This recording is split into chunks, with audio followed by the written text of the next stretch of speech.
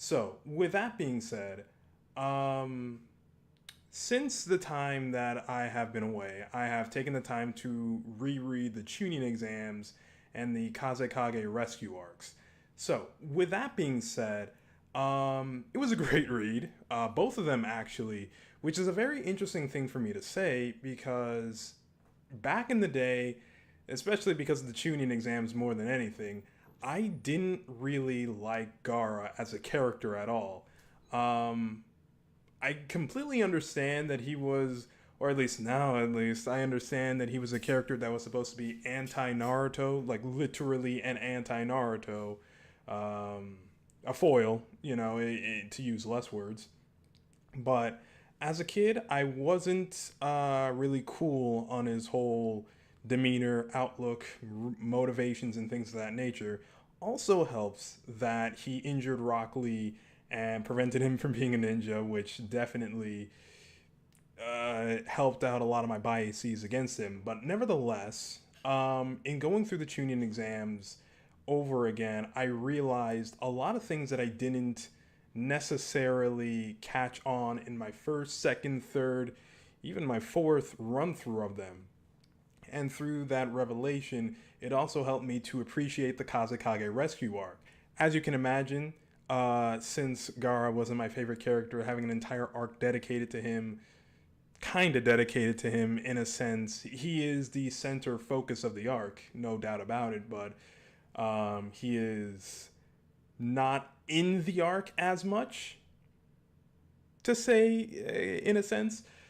I kind of bounced off it, and I can say that for a lot for the first two opening arcs of Shippuden. But for the most part, right now, let me just backtrack into the tuning exams. Okay, so as I mentioned last time, Naruto has a really big theming on love, right? Love is a huge part of the series. The lack of love, the presence of love, and how it affects the characters within the world. So, in the Zabuzan Haku arc, Haku brought up the point that fighting for someone special would give Naruto strength. And you see this towards the end of the Zabuza arc, where Sasuke is quote unquote, well, just say presumed dead, and Naruto, the Nine-Tailed Fox comes out. Naruto gets all stronger. He's beating up Haku and stuff like that. That is an immediate example of that theme right there. So what the tuning exams actually is not only an arc to show how much these characters have grown, but is also an arc to further reinforce that sentiment. It does not, the arc itself does not, how do you say, present itself as such. Okay, so this is actually something that is really interesting about reading the tuning exams, is that it doesn't feel that that particular message that I was talking about is something that is overstated, for lack of a better term. In your face. That's the word I want to use. It's not as in your face as you think it is, despite the fact that it's used all the time. It's kind of interesting how subtle it is, but that can also be due to the guise of shonen. So what I mean by the guise of shonen is the fact that every shonen battle manga or anime or anything along the lines of this will follow similar rule sets or similar beats.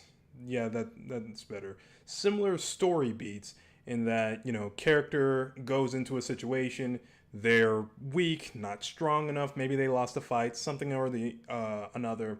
Then they go through a training arc, they get stronger, you get to see their mindset, their skill set progress in however much time is allotted to him per arc, and then you see the character's growth. And then you see the character overcome that thing that they weren't able to overcome before. Excuse me. So the Chunin exams is kind of like this. The training arc happens in the middle of it, but at the beginning of it, it is showing where Naruto, Sasuke, and Sakura all end up on the spectrum of their capabilities. Naruto has grown a lot, even though it's only a few chapters since, or sorry, few volumes since Zabuzan Haku, I think the stark contrast in how Naruto thinks in terms of a fight is night and day from how he used to be.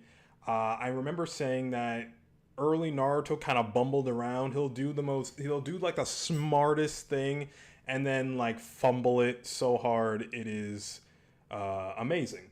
But this time around, at least in the Chunin exams, he is the one, excuse me, in a handful of times rather, he is the one who is outsmarting his opponents.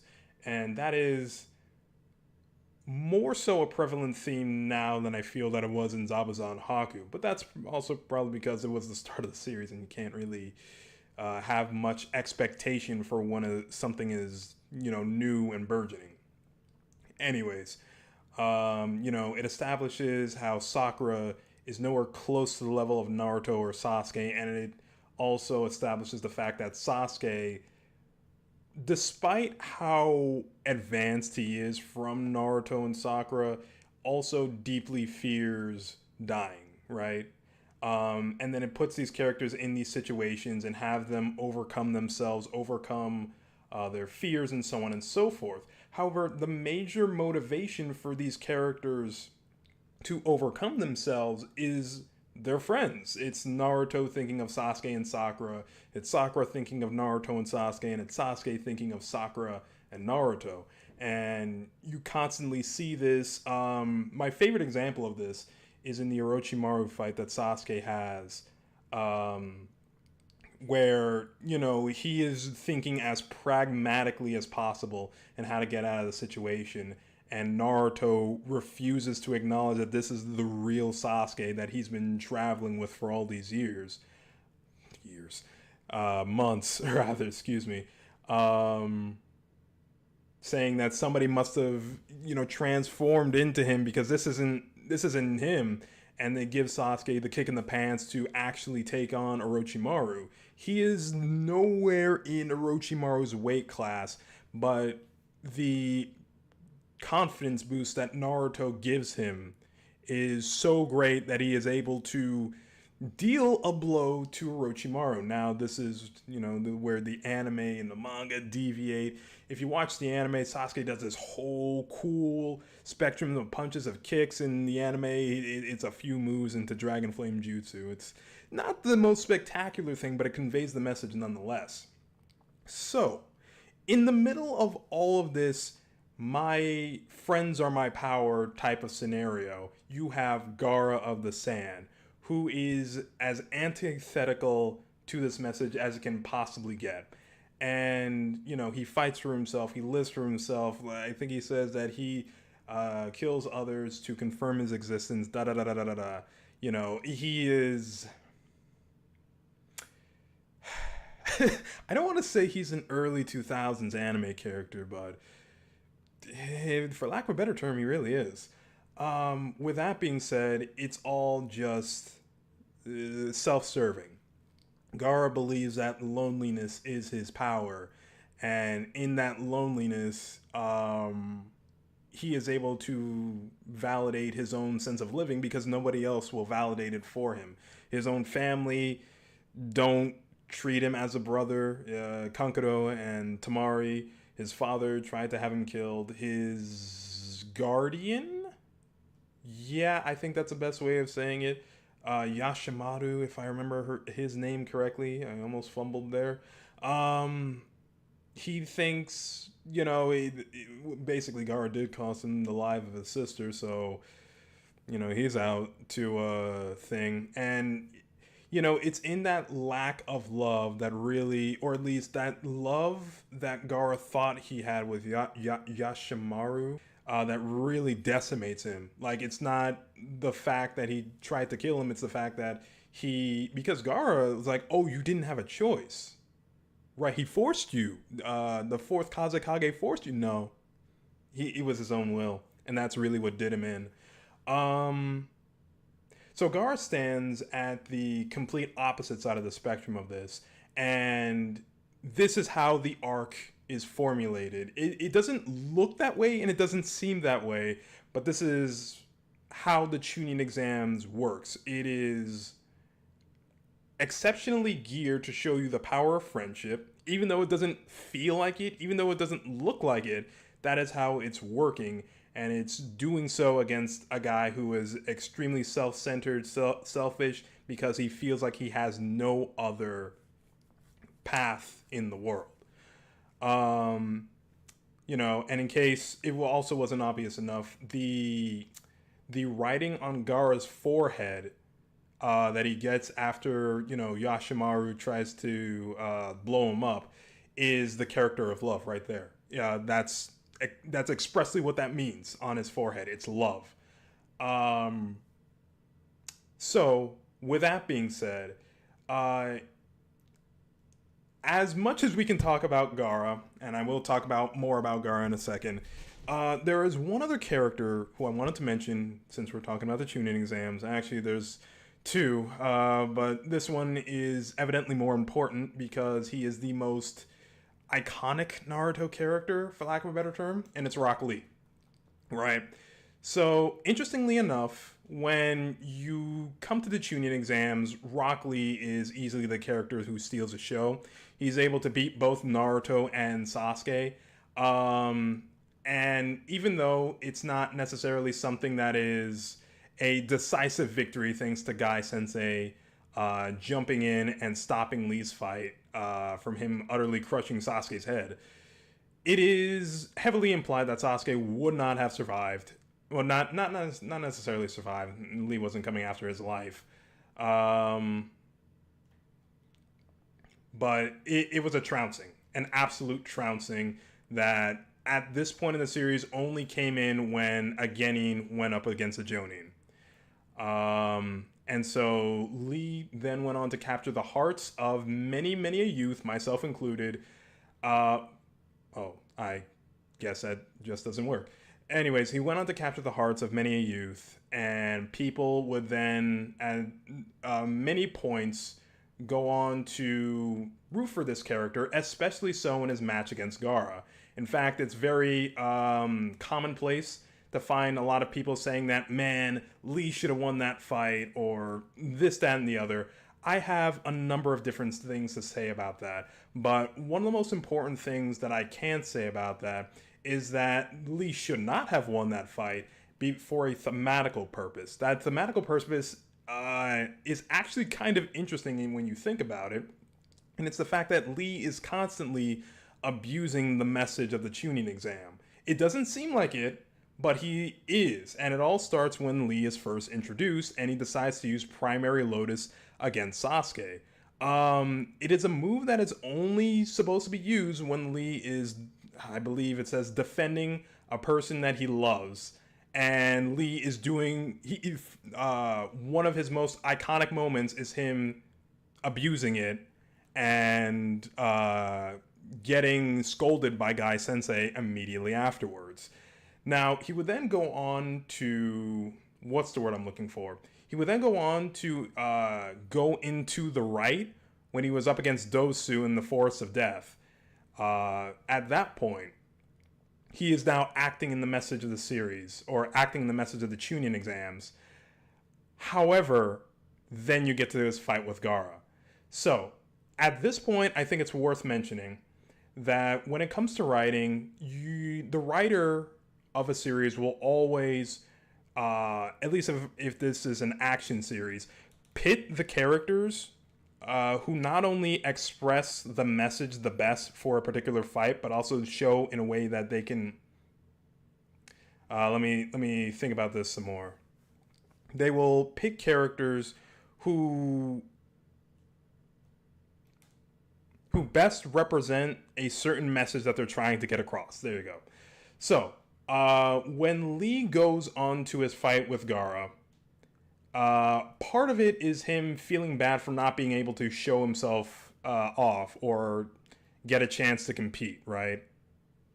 And then, during the match with Gaara, he is alleviated from the message that the Chunin exam was supposed to be about by Guy Sensei in the middle of the match. And I believe he literally says it again to Guy Sensei when he gives him the okay to take off the weights, that you said that this was only supposed to be done if I was, protecting someone that I really loved.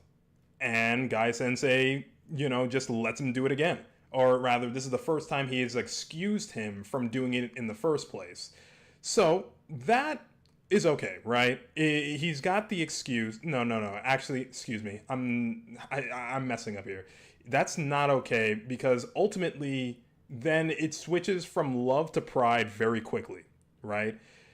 Lee uses the primary Lotus, doesn't work. Okay, well, then he gets beaten up by Gaara a bunch because the primary Lotus just eats away at his stamina and he can't move at such a high speed anymore, right? And then he actually gets the power boost. He actually fulfills what the arc is trying to say in the middle of the fight before immediately throwing it away. And how does he throw it away? He activates the inner gates. Again, this is all something that you wouldn't necessarily think when you look at the Chunin exams, when you look at the fights as they are, but when you look at the messaging, when you look at what Lee is thinking about in the moment of activating the 8 inner gates, he's not thinking of, oh, I gotta do this to protect my friends, I gotta do this for X, Y, or Z. He's feeling left out because Neji, Naruto, and Sasuke have all qualified for the finals. Meanwhile, he feels that being unable to beat Gaara means that he won't win. He won't be on the same level as them. Not won't win. Of course he won't win if he can't beat Gaara. But with that being said, Lee decides to act in pride and essentially torture his own body in order to get to Gaara, and it doesn't work. And you know how it goes. He loses the fight, but he gets back up, and he is completely unconscious afterwards. So an interesting concept, an interesting concept that the fight brings out, and this is stated many times throughout the Chunin exam, not in words but in action, is that you can accomplish your goals without necessarily having the W itself, right? Lee's goal from the beginning of the series, or from his introduction rather, okay, maybe not exactly his introduction, somewhere along the line, was to become a splendid ninja. That in and of itself is a very vague goal to have, because what exactly qualifies a person to be a splendid ninja, right? It doesn't exactly have a definitive end goal like Naruto becoming the Hokage or Sasuke killing Itachi. It's pretty up in the air. Nevertheless, his fight with Gaara is interesting in the fact that Lee had, in that one fight, erased any kind of negative thing that you could say about him, right? Everyone thought, his kicks are whatever, his speed's whatever, and then by the end of the fight, nobody had anything to say about him. They were all blown away, by the first guy who was able to damage Gaara and things of that nature. However, okay, I'll swing back around to that. However, because Lee is acting in pride, and the theme of the Chunin exam is how your friends give you more power, he can't beat Gaara because he can't teach Gaara the lesson of the Chunin exam. That's how it is from a writer's perspective. Now, from another perspective, looking at the whole of Naruto, I can see that. Okay, so I mentioned the last time around what Shippuden is for Naruto, the character, not necessarily the series, but it's a lot of intentionality. A lot of the things that Naruto said and the people that he convinced in part 1 was all by accident, for lack of a better term. He never intended to convince Zabuza that he was heartless for seeing Haku as a mere weapon. It just kind of happened. He never intended for Gaara to look at his ways and go, oh man, I'm doing something wrong. It happened.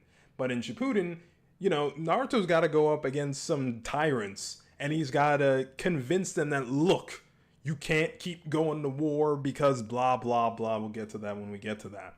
But, sorry, how did this relate to the Chunin exam? Okay, well, I'll figure it out eventually. Look, the point I'm trying to say is that from a narrative standpoint, Lee was never going to win because when you look at all his actions, he can't measure up in the way that he needs to in order to teach Gaara the lesson. You then see this later on when Gaara is fighting Sasuke. And while, yes, Sasuke is able to deal damage to Gaara, he's able to pierce the sand. Honestly, if you think about it, Sasuke is the character who's doing the most damage to Gaara. Like, in all the fights, straight up. Because Gaara's defense means nothing to Sasuke. It doesn't matter how much of the sand he wears, Sasuke can pierce it. However, Sasuke can only do so for a limited amount of time, right? And at that, Sasuke, in a sense, is proving Gaara right in the fight because Gaara is using hatred to fuel his strength. Sasuke, too, is using hatred and some pride, too.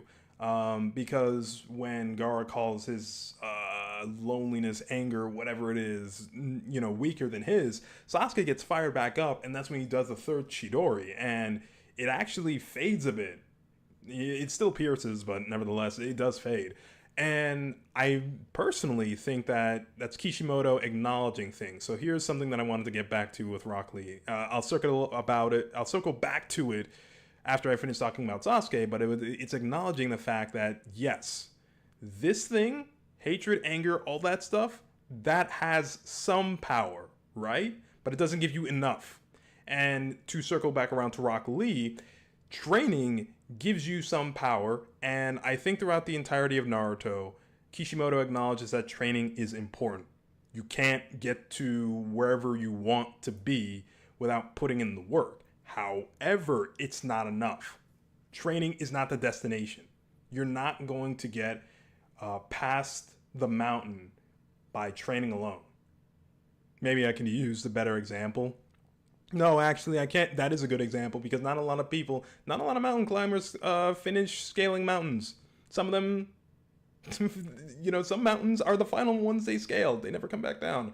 But, training isn't the end. There is a much bigger message. Now I remember what I was talking about with Shippuden. So the biggest message of Naruto is to change the world, right? It doesn't sound like it at first when you look at it, but when you look at it at a whole, the whole point of Naruto is to change the world. That we are not as separated as we think we are. There are people somewhere out there that you can relate to. Your specific issue, somebody else can relate to. That is more or less the whole generalization of Naruto in a nutshell. So, with that in mind, neither Sasuke nor Lee can give Gaara a fight where he can lose because they simply are not acting within the message of the arc. Excuse me. With that being said, Naruto. Actually, hang on. Before I continue, I'm going to take a sip of water and spill it all over the place. All right. I only spilled it over myself, so that's actually better. Okay, so then you have Naruto. Naruto obviously embodies the message of the arc, but it's very interesting how he embodies it. Because Naruto is not... So something interesting about early Naruto that I honestly completely forgot until I started watching Naruto again is the fact that Naruto is not the most courageous boy ever. In fact, he gets freaked out when he comes across a lot of the villains of Naruto because, hey, guess what? He hasn't ever dealt with these kind of killers before. And so he fears, he runs away, he gets scared, but he has to motivate himself to keep fighting. At first in the Zabuza Haku arc, the thing that motivated Naruto to keep fighting was the oath he made in pain. Or the oath he... that wound on his hand, that he remembers the pain of the promise he made to himself. And he's like, oh, I can't back down now. I literally just said this hours ago. So, Gaara, on the other hand, and he kind of skips Orochimaru because he doesn't get the chance to listen to him. That's honestly, I think that's like the implied reason why Naruto doesn't fear Orochimaru as much as Zabuza or Gaara, is because he didn't get the chance to actually listen to him. Which, fair point. People are a lot less creepy when you don't hear the words coming out of their mouth. With that being said, so Naruto, first time he gets a proper chance to meet Gaara in the hospital, he is freaked out. He doesn't understand why he's trying to attack Lee and all this stuff. Oh yeah, I forgot to mention that. So Gaara is in the Rock Lee fight. Gaara is mentally untouchable to Lee, even though Lee is scraping him up. He's punching him. He's kicking him. He's this and he's that and none of that is actually phasing Gaara mentally, right? If you just look at Gaara's expression, well, he's shocked, but he is still there. It's not until Guy Sensei steps in and knocks the sand away that Gaara's mind starts getting touched.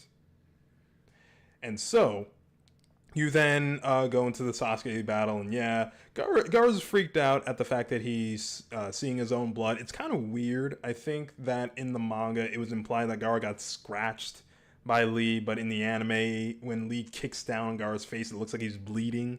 So, whatever. Anyways, he's freaked out on his own blood, but for the most part, Sasuke really can't touch Gaara after a certain point mentally. He just can't, because he's more or less proving Gaara right. Nothing that Sasuke does is going to get through to him. Naruto, on the other hand, he's freaked out. And when he encounters Gaara again, he's freaked out again. Instead of saying, "Oh, we gotta, step in and save Sasuke," he was actually saying that on the way, and then he sees Gaara partially Shukaku'd out, and it's like, "Nah, we gotta split." And Sakura is the one who jumps in, and she gets captured, and Naruto, he's just going through it. He's like, "Man, I gotta step it up. I really gotta clutch this one out for Sakura and Sasuke, because if I don't, my friends are gonna bite the bullet." And so, what ends up happening then is that Naruto, he unleashes that large amount of chakra. He gets the power up. And here's the thing, because I was thinking about this, right? And as cool as that moment is, I think that Naruto is collectively dealing less damage than both Sasuke and Rock Lee. Because, when you think about it, the Shukaku-san would be protecting Gaara from any and all attacks, right? It would. It's around him. It's dampening the blows. And despite, the 1,000 years of death, that was hilarious, by the way. I forgot he did that. But anyways, despite that, and despite, him being weaker, the defenses being weakened, it can't be as much damage Gaara is taking than by Sasuke doing Chidori 3 times in a row. So, the way I read it, Naruto is doing less damage to Gaara physically, but mentally, Gaara can't take this. He is going through it going, "How is this happening? This kid was afraid a minute ago, and now he has the power to take me. This doesn't make sense." And so it's not necessarily the fact that Naruto is doing that kind of damage. It's the fact that mentally Naruto is here. He is showing off the ideals of the arc, the message of the arc to Gaara, and Gaara is finally biting back and snapping. And throughout the whole fight, throughout the whole Gaara versus Naruto fight, Naruto is, saying, "Oh, Sakura is there. I gotta make sure, she's protected." When he summons Gamabuta, he's like, "Listen, Chief Toad, Sakura is in that direction. Don't go there. We gotta make sure." It's on his mind constantly. It's on his mind constantly. And, again, he just shows the major theming of the arc. Now, again, this is something that is, the major theming of the Chunin exams is something that is shown not only in Naruto, it's shown through Hinata.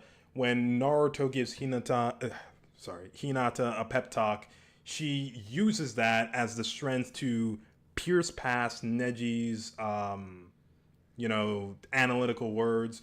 When Sakura is about to quit, Naruto screams at her, and she gets the inner strength to toss Ino out. When Sasuke is about to be overcome by the curse mark in the preliminary events of the Chunin exams, he thinks of Naruto and Sakura and Kakashi, and that's how he's able to suppress the curse mark. And when Naruto is up against Kiba, he remembers Sasuke telling him, excuse me, by the way, he remembers Sasuke telling him that you're the ones I want to fight. And, you know, that's what keeps Naruto going throughout the whole fight is that, you know, Sasuke said this about me. Oh my gosh. And, yeah. So, that was the Chunin exam. How long have I been going? A while, probably. Ooh, it's been like 40 minutes. All right, well, I can still keep going. I'm not even halfway done.